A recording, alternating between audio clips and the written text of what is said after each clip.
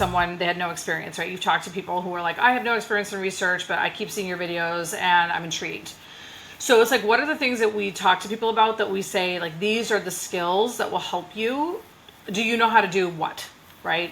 Are you good with Excel? Are you good? Do you like mysteries? Do you like, like, what are the things that people who are not trained in this work, what are the real life experiences or interests or prior professional things that they can draw from that would help them be successful in this work? Okay, so there's a few, I think there's two things. First is there's the tactical skills, which I don't think are as necessary. I think if someone comes in, like after having gone through the STACK program, I would expect that they would have the tactical skills to be able to use Excel, write an email to their PI, things like that, right? Yeah. If somebody is coming into the organization, I think having Excel skills will make your life a lot easier, or having being unafraid of technology. Yeah. Right. Yeah. So you don't necessarily have to know Excel, but you have to be, oh, it's software, I'll figure it out. Right. I think there's two different, there's people who are like, software, I'm afraid. And then there's people who are like, it's software, just put it in front of me, I'll figure it out. Right, exactly. And I think that's a skill set. I think you need to be, you mentioned earlier, you need to, and I did a video about this, you need to not be okay actually with mysteries, right? And be able to divorce your judgment from the mystery itself. Like, you have to be okay with exploring and finding the answer, even if that answer may mean that you made a mistake. Okay, so let's be okay with not knowing the answer, and equally okay searching for it. Okay. And I think that's two different things, because that's an answer and related to I want to know X. There's another one related to something is wrong in this project or something has happened. Because for us, we're constantly working or finding mistakes that either we made or someone else made. And the person who is afraid to share that they made a mistake or found a mistake is someone who's going to suffer enormously in this job. There's a difference between someone who is willing to take an educated next step based on evidence and research and say, I think this is what I should do next, I'm going to do it. And if I make a mistake, I know I can learn from it and undo it, versus someone who takes an action and is comfortable making a mistake, not based on, I did all this research and therefore I feel like this is I'm doing a risk benefit analysis and therefore this is the next step I want to take. They're doing it more from I just want to get this off my plate and I move on to the next task. Right. Almost like, you know what, when I was younger, I called my teachers called them careless mistakes. Right. And it's interesting because that bothered me a lot, because they also define things that were not careless mistakes as careless mistakes. But I think that the way you're describing this is that there is such a thing as informed mistake making.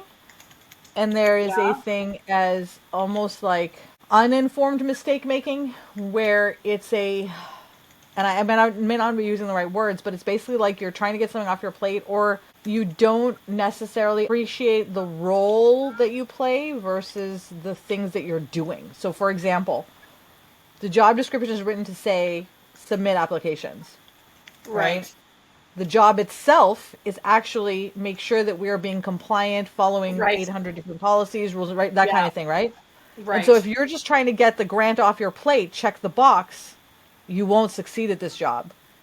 You have to actually... when we were in the training, that's one of the things I said. I was like, when we talk about post-award management, it's like, it's not post-award management, it's compliant post-award management, right? It's understanding that if I take this step, what are the other outcomes, right? And are any of those outcomes non-compliant? It's compliance first.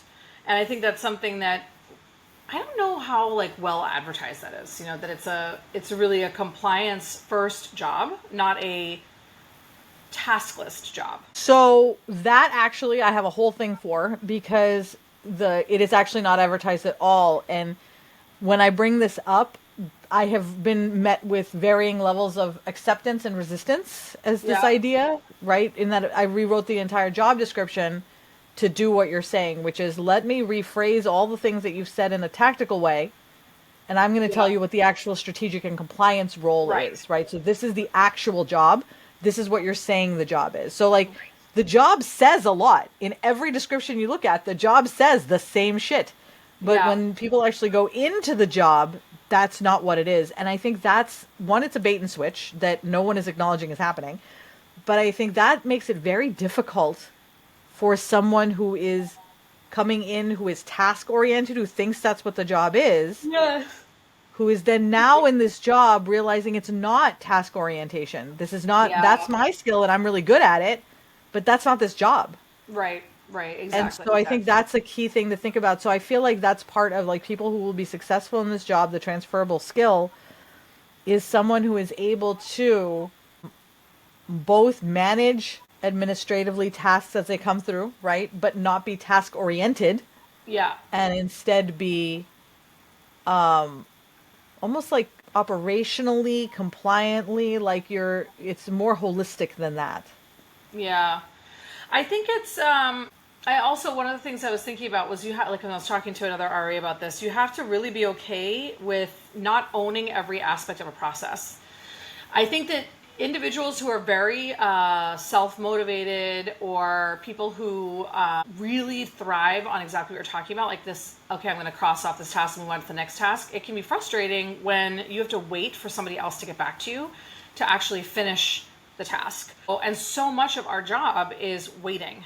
Like I was just working on a progress report and I was like, I want to finish it, but I can't because I'm waiting for subcontractors to get back to me. I'm waiting for the PI to get back to me on their pieces. Right? Like I've done everything I can do, but Right. there's a certain level of comfort you have to have with, number one, knowing that the job not getting done on your timeline, you have to get comfortable with that because there's other people involved that also have their own timelines. But then part and parcel with that, you also have to have a really good system to be organized, because how do you track all of the different, and I know, you're really, really good at using Asana. I use email. Like, I think there's lots of different approaches, but I think at its core, you have to be someone who either can learn how to or has the inherent skill of keeping lots of tasks that have competing deadlines that are waiting on other people. How do you Mm-hmm. keep that organized and make sure that you don't lose track of those tasks? Because even though you may not be in charge of every step of the process, ultimately you are usually the last step. So everything starts with you and ends with you. So you kind of have to own the process, even though you don't own every step inside the process. Mm-hmm. You know? Every time something interesting, an interesting topic comes up that I'm going to want to come back to, I'll save like the key information so that when we're having these conversations, I can refer back. And the one that is actually currently here that I'm looking at is a list of questions that people typically ask in interviews, which is great. And one of them is, I think, is highlights a skill, something that's necessary for research administrators. Is the question is, what do you do when your schedule is interrupted? Give me an example of how you handle it. And I think that that is a very important skill set for a research administrator to have, is the ability to put a pin in it because you're going to get interrupted. That's part of the job. To be able to, at some level, maintain control of your schedule, right? So that it's not all over the place. But Yeah. the ability to be able to put pins in things and respond, if necessary, to something that now requires your immediate attention, whereas 5 minutes ago, something else you were working on required an immediate attention. And you have to be able to adapt between those two spaces and reprioritize. So like Yes. you need to be able to think of things as not everything is the priority. Like you have to be able Well, to and that's the thing. triage. Everything is urgent. Nothing is urgent, right? Exactly. It's like So you you have to have have some to. sort of system of prioritization. Yes, yes. You have to have an anchor point. Yeah.